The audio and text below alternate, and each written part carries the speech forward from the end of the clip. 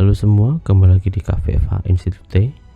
Nah, kali ini kita akan membahas terkait dengan perbandingan bahasa dengan topik kosakata Swades. Kosakata Swades sendiri itu adalah kosakata yang sangat umum dan harus dikenal oleh para peneliti bahasa. Makanya kita akan mempelajari kosakata Swades itu sebenarnya apa dan bagaimana implementasinya. Nah, kita mulai dari deskripsinya terlebih dahulu.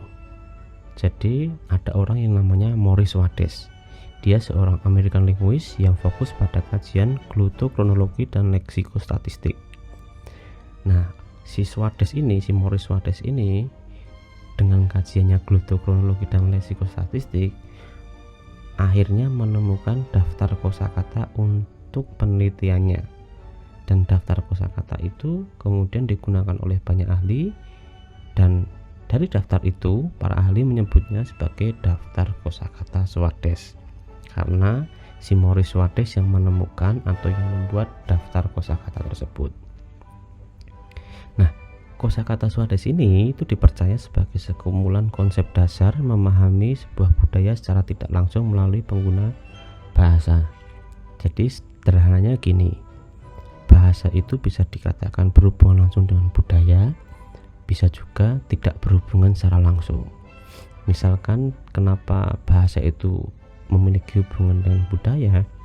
Contoh, budaya Jawa dengan budaya di Eropa itu kan berbeda. Nah, salah satu membedakannya melalui bahasa adalah ambil contoh kata pari. Pari, tanaman pari, terus dari pari itu tadi gabah, terus kemudian ada beras kalau dimasak itu ada sego itu. Nah, kalau masaknya terlalu kelamaan atau kebanyakan air jadi bubur. Terus kalau misalnya sego kui sampai kering itu namanya jadi intip. Nah, itu kan ada banyak banget. Tapi kalau dalam budaya Eropa, bentuk seperti itu yang di Jawa namanya beras, pari, gabah, itu orang Eropa menganggapnya sebagai rice. Nah, itu adalah salah satu bentuk nyata dari bahasa itu representasi atau memiliki hubungan dengan kebudayaan. Lalu penggunaan kosakata Swades itu biasanya digunakan untuk sebuah penelitian leksikostatistik. Nah, leksikostatistik itu melihat kuantitas hubungan bahasa. Selain itu juga kosakata Swades digunakan untuk penelitian glotokronologi, yaitu melihat hubungan kronologis bahasa. Nah, ini juga dari kedua ini juga nanti bisa Swades ini atau kosakata Swades ini juga digunakan untuk melihat perbandingan bahasa. Tujuan dari perbandingan bahasa itu ya nanti untuk melihat baik itu kuantitas hubungan bahasa atau hubungan kronologis bahasa. Lalu ketika kita membahas tentang perkembangannya, di awal tahun 1950 itu ketika Morris Swades pertama kali membuat daftar, itu sekitar ada 225 kosakata yang dibuat. Nah, 225 itu dianggap representatif pada masa itu. Nah, lalu tahun 1971 itu ada pengembangan atau ada perdebatan atau ada nggak berdebat juga sih, ada pemahaman pengembangan keilmuan lah. Banyak ahli-ahli bahasa itu menganggap 100 kosakata aja lah udah cukup, udah representatif. Akhirnya di tahun 1971 itu menggunakan 100 kosakata Swades itu sudah bisa digunakan untuk menjadi penelitian leksikostatistik atau penelitian glotokronologi yang tujuannya membandingkan sebuah bahasa. Tapi di akhir-akhir ini juga para peneliti bahasa itu tidak hanya menggunakan 100 kosakata, tapi yang digunakan tetap 200-an kosakata Swades. Nah, itu memang ada perbedaan pandangan ya, dan itu hal yang lumrah.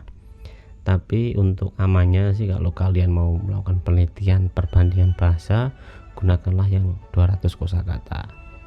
Jadi yang awal pertama kali Morris Swades temukan itu bisa digunakan. Lalu bagaimana implementasinya? Nah, ini saya contohkan atau saya berikan ilustrasi ya, gambaran dari kosakata Swades implementasinya itu seperti apa. Ada 3 kolom, bahasa Indonesia, bahasa Jawa, dan bahasa Madura. Nah, yang akan diteliti itu bahasa Jawa dan bahasa Madura. Bahasa Indonesia itu sebagai gloss atau bahasa dasarnya. Nah, di situ ada 5, ada kata abu, ada kata binatang, ada kata busuk, duduk, dan peras.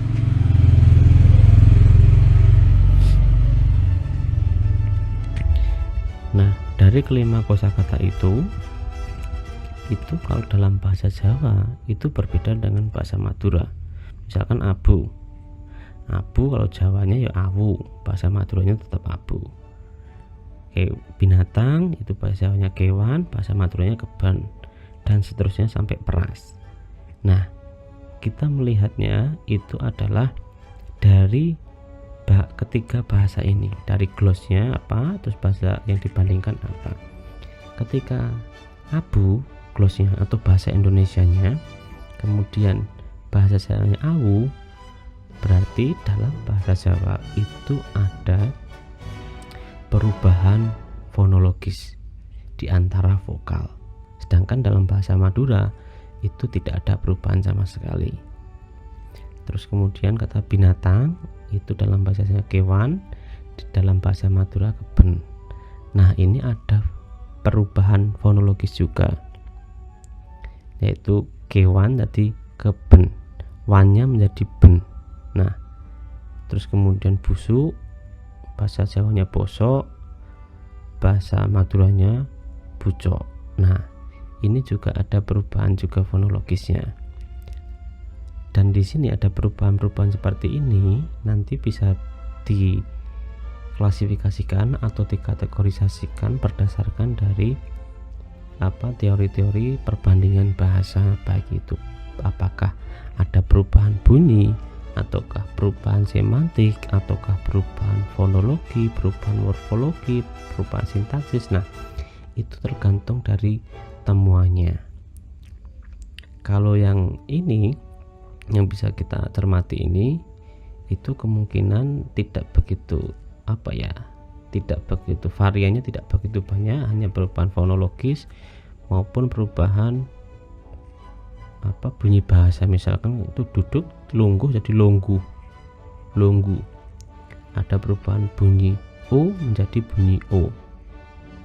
Nah, itu tergantung dari temuannya seperti apa. Oke, jadi mungkin itu saja terkait dengan kosakata Swades. Tidak banyak yang bisa disampaikan juga, karena pada intinya ketika kalian ingin mencari kosakata Swades itu sudah tersedia.